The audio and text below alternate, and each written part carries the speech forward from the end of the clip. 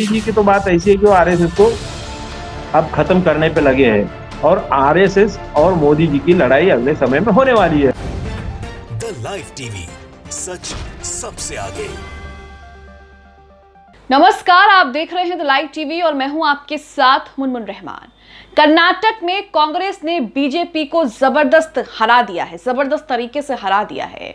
कर्नाटक में कांग्रेस ने प्रचंड बहुमत के साथ जीत हासिल की, दूसरी तरफ यहां पर बीजेपी बुरी तरीके से हारी। जहां एक तरफ तमाम न्यूज चैनल, तमाम मीडिया आउटलेट्स, तमाम खबरों में कांग्रेस की जीत को लेकर चर्चे हो रहे हैं, वहीं दूसरी तरफ बीजेपी जिस तरीके से कर्नाटक में बुरी तरीके से हार चुकी है उस बात को लेकर भी जिक्र हो रहा है। यहां पर डिबेट्स हो रहे हैं, पैनल्स बैठ रहे हैं और तमाम लोग इस बात पर चर्चा कर रहे हैं कि बीजेपी की करारी हार के पीछे क्या वजह है। क्या ऐसे कारण है कि बीजेपी को कर्नाटक में सरकार में रहने के बावजूद भी सत्ता से बेदखल होना पड़ा और वहां पर बुरी तरीके से बीजेपी हार गई, बीजेपी का सुपड़ा जो है वहां पर साफ हो गया। इसे लेकर चर्चाएं जो है वो तेज हो रही हैं। कई लोग इसे लेकर ये कह रहे हैं कि बीजेपी ने यहां पर हिंदू मुस्लिम कार्ड खेलने की कोशिश की, इसलिए बीजेपी यहां पर जीत नहीं पाई। कई लोग ये कह रहे हैं कि बीजेपी जो है वो भ्रष्टाचार जैसे मुद्दों को लेकर बातचीत नहीं करती है और उनके नेताओं पर भ्रष्टाचार के कई मुकदमे दर्ज हैं। कई ऐसे मुद्दे हैं जिस पर बीजेपी ने ध्यान नहीं दिया और उसी को लेकर प्रदेश की जनता बीजेपी से खफा हो गई और बीजेपी को कर्नाटक की सत्ता से आउट कर दिया। तो कई लोगों का यह भी कहना है कि ये हार जो है वो आरएसएस और मोदी के बीच अंदरूनी लड़ाई की वजह है। कई लोग ये कह रहे हैं कि आरएसएस मोदी से खुश नहीं है, मोदी और आरएसएस के बीच नाराजगी और दूरियां लगातार बढ़ती जा रही हैं और इसीलिए कर्नाटक में बीजेपी बुरी तरीके से हार चुकी है, क्योंकि आरएसएस ने एक पूरा प्लान तैयार कर रखा है। आरएसएस जो है, संघ परिवार जो है, वो मोदी को ना ही समर्थन दे रही है, ना ही ऊपर से दिखा रही है कि हम इन्हें समर्थन नहीं दे रहे हैं, ऊपर से दिखा रही है कि हम इनके साथी हैं, लेकिन अंदर से इन्हें वोट भी नहीं कर रही है। और हर बड़े राज्य में जहां पर इलेक्शन है, उन बड़े बड़े स्टेट में बीजेपी की सीटें कम करने के लिए जो है वो काम कर रही है। आपको सत्या हिंदी चैनल पर हुई एक डिबेट के हवाले से हम चीजें ये बता रहे हैं, जिसमें आरएसएस के जानकार और आरएसएस के नेता ज्ञानेश वाडूकर जो हैं वो इस सवाल के जवाब में ये सब बता रहे हैं कि मोदी और आरएसएस के बीच जो है वो लड़ाई लगातार बढ़ती जा रही है।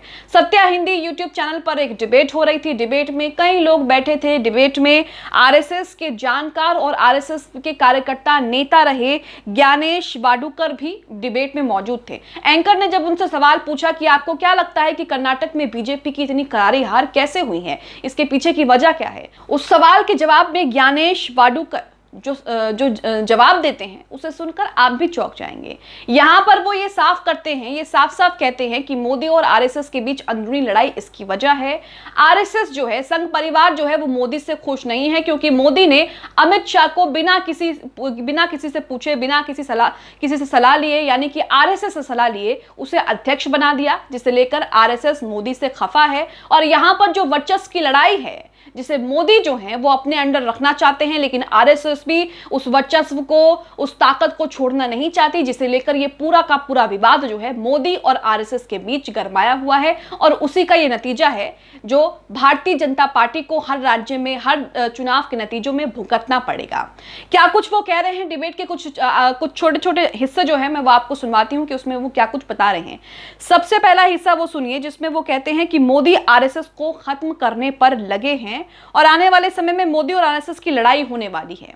ये बात वो बताते हैं कि मैं जब अमित शाह को अध्यक्ष बनाया गया तब मैं एक कार्यक्रम में गया, कुछ दिन बाद एक कार्यक्रम में गया और वहां मैंने लोगों से, आरएसएस के कार्यकर्ताओं से ये कहा कि मोदी जो हैं वो आरएसएस को खत्म करने वाले हैं और आगे चलकर मोदी और आरएसएस में लड़ाई जो है वो जगजाहिर होगी और भी बढ़ेगी। सुनिए वो क्या कह रहे हैं। मोदी जी की तो बात ऐसी है कि वो आरएसएस को अब खत्म करने पे लगे हैं और आरएसएस और मोदी जी की लड़ाई अगले समय में होने वाली है। तो सुना आपने कि वो बता रहे हैं कि मैं उस कार्यक्रम में गया जब अमित शाह अध्यक्ष बने, जब चुनाव हुए थे, जब अमित शाह अध्यक्ष बने उसके कुछ दिन बाद जो है मैं कार्यक्रम में गया था। वहां पर जब मैंने लोगों से बातचीत की तो लोगों के जो सवाल जवाब उनके सामने आए वो सभी आपको हैरान कर देंगे। मैं एक एक करके आपको आगे बताऊंगी कि वो क्या बता रहे हैं।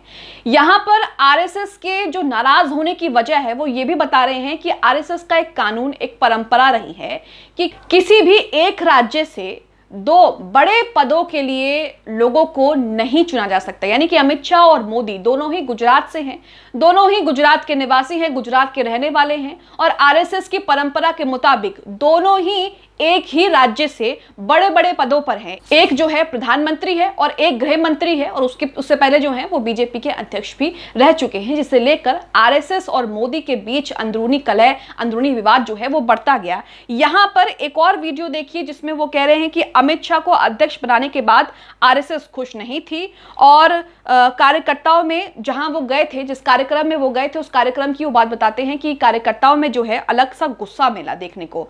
एक शख्स ने, कार्यकर्ता ने उनसे बात की, उन्होंने कहा कि मेरे पिता जो हैं वो आरएसएस में काम कर चुके हैं और मैं भी आरएसएस में काम कर रहा हूं, और उन्होंने बताया कि हम जो हैं, आरएसएस जो हैं वो नाखुश हैं क्योंकि अमित शाह को अध्यक्ष बना दिया गया बिना किसी से पूछे, बिना किसी से बात किए, और इसलिए जो है हम मोदी को छोड़ेंगे नहीं। इस बात को लेकर सुनिए वो क्या बता रहे हैं। छोड़ेंगे नहीं, क्योंकि बोले अमित शाह जैसे आदमी को आरएसएस से हमारे होते हुए अध्यक्ष बना दिया और किसी को पूछा तक नहीं, तो हम तो इसको छोड़े। तो सुना आपने वो क्या कुछ बता रहे हैं। यहां पर मोदी और आरएसएस के बीच लड़ाई या फिर दूरियां, विवाद जो है वो लगातार बढ़ता जा रहा है।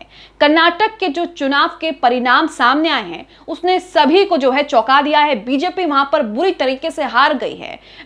जिस बीजेपी को वहां पर 150, 135, 125 सीटें मिलने का अनुमान था, दावा कर रही थी, उसे वहां पर ज्यादा सीटें जो है वो नहीं मिली है, जिसके बाद हर कोई हैरान है।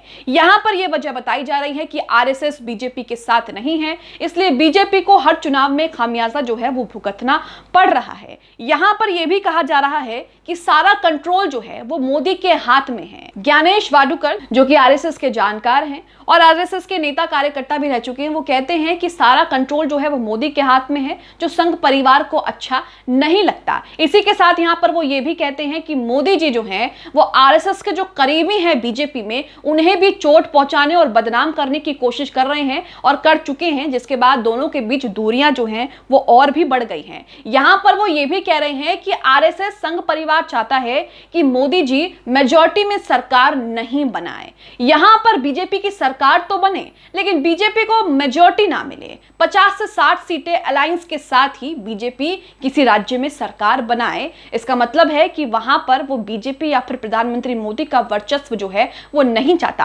आरएसएस चाहता है कि सारा कंट्रोल मेरे हाथ में हो, लेकिन यहां पर मोदी जी जो हैं वो सारा कंट्रोल अपने हाथ में लिए बैठे हैं, इसलिए आरएसएस और मोदी के बीच नहीं बन रही है, ऐसा आरएसएस के जानकार का कहना है। एक और वीडियो देखिए जिसमें वो कह रहे हैं कि संघ उनका साथ नहीं देगी, ऊपर से दिखाएगी भी नहीं लेकिन अंदर से वोट भी नहीं देगी और हर राज्य में उनकी सीटें कम करने का प्लान जो है वो भी कर रही है। देखिए वीडियो। उनको का साथ देगा नहीं, ऊपर से दिखाएंगे नहीं, मगर अंदर से वोट भी नहीं करेंगे और बहुत उनको हर स्टेट में उनके 5-10 सीटें कम करने की। वीडियो आपने देखा। यहां पर एक आखिरी बात और सुनिए संघ के जानकार से। यहां पर वो ये भी बताते हैं कि संघ का पहला टारगेट है कि मोदी मेजॉरिटी लेकर ना आए। यानी कि पिछले चुनावों में आपने देखा कि जहां भी बीजेपी आई प्रचंड बहुमत से जीत रही है, पीएम मोदी प्रचंड बहुमत से जीतकर प्रधानमंत्री बने, तो संघ परिवार का पहला टारगेट यह है कि मोदी जी जो है वो मेजॉरिटी में ना आए। यानी कि उनकी सरकार तो बने लेकिन अलायंस के साथ, गठजोड़ के साथ दूसरे दलों को अपने दल में मिलाने के बाद ही उनके पास जो है उनकी सरकार बने और उसके बाद किस तरीके से जो है आरएसएस का वर्चस्व भी कायम रहे। सुनिए वो क्या कह रहे हैं। शंका कि मोदी जी फिर से मेजॉरिटी लेकर ना आए, सीधी सी बात है। तो यहां पर आप देख सकते हैं कि आरएसएस और मोदी के बीच लगातार जो है वो ठन रही है और लगातार अंदरूनी विवाद जो है वो बढ़ रहा है, जिसका खामियाजा शायद कर्नाटक के परिणामों में बीजेपी को देखना मिला। और अगर ऐसे ही चलता रहा तो आने वाले चुनावों में भी आरएसएस जो है वो मोदी या फिर बीजेपी को लेकर जो प्लानिंग कर रहा है उससे बीजेपी को चुनावों के नतीजों में अच्छा खासा खामियाजा जो है वो भुगतना पड़ सकता है, या फिर यह कहें कि कर्नाटक की तरह ही बुरी तरीके से हारना पड़ सकता है। आप इस खबर को लेकर जिस तरीके से आरएसएस के जानकार और उन्हीं के नेता कार्यकर्ता ने यह बताया कि मोदी और आरएसएस के बीच अंदरूनी कलह है, विवाद है, लड़ाई है, उसे लेकर आप क्या समझते हैं, हमें कमेंट बॉक्स में कमेंट करके जरूर बताएं। द लाइव टीवी, सच सबसे आगे।